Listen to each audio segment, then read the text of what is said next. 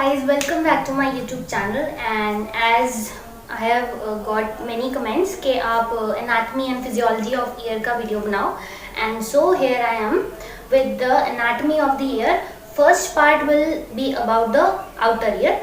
Outer ear, of course, it includes the pinna, the external auditory meatus, and also what it is including.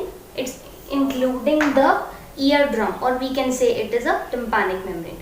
So here we start, but before that I would like to remind you all that please do subscribe and like and share my channel as much as possible. That will be really worthwhile for you. Thank you so much. And moving on to the anatomy. Here it is.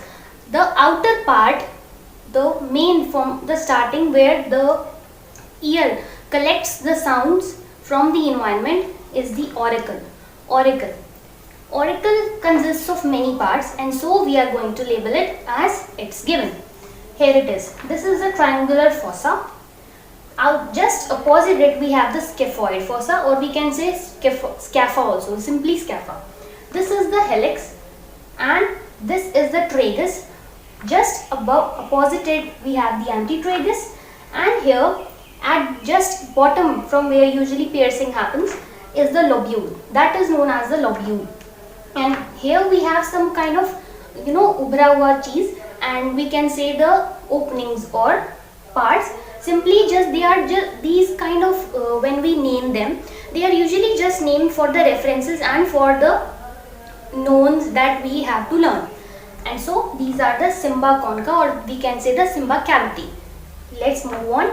And before moving on to the next part, I would like to tell you that it's made up of the yellow elastic cartilage. What it is made up of? It is made up of the yellow elastic cartilage.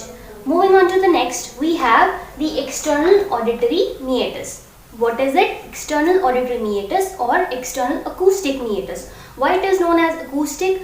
It's known as acoustic because it carries the sound signals to the middle ear and then finally to the inner ear. So before moving with the anatomy, we need to know that the outer 1/3 part is made of cartilage and the internal 2/3 part is made of the bone. External 1/3 cartilage and internal 2/3 from the bone. The dots portion which I have shown you is the osseous bone or osseous. It is simply the bone. The ear situated in which part of the brain? It is situated in the temporal region of the brain. The temporal region, and this is the temporal bone, inside the temporal bone. Moving on, what is this? This red part is the lining of the skin which contains sebaceous glands, or we can say sebaceous parts, which produces cerumen or wax-like substance which is known as the cerumen. Cerumen is the ear wax which protects the internal lining and the eardrum from the bacteria or any other viral infections. It can happen also because some patients may usually increase or decrease down those cerumen parts, or maybe a little more or a little less. Okay, and then what we have next is the last part of the outer ear, which is the what we call it the eardrum, or we can say the tympanic membrane. Tympanic membrane consists of from an otoscope. What we usually see is this. The outside is the tympanic ring. It is divided into two parts, which is upper part is known as the pars flexida and the downward part is known as the pars tensa. Pars flexida and the pars tensa. This handle, this white portion which we can see, is known as the handle of the manubrium, from where the handle of the malleus is attached in the middle ear. In the middle ear, what we have? Three bones, malleus, incus and stapes. The handle of the malleus is attached to the eardrum from this handle, which is known as the handle of the manubrium. And this little bit circular portion or oval portion is known as the umbo.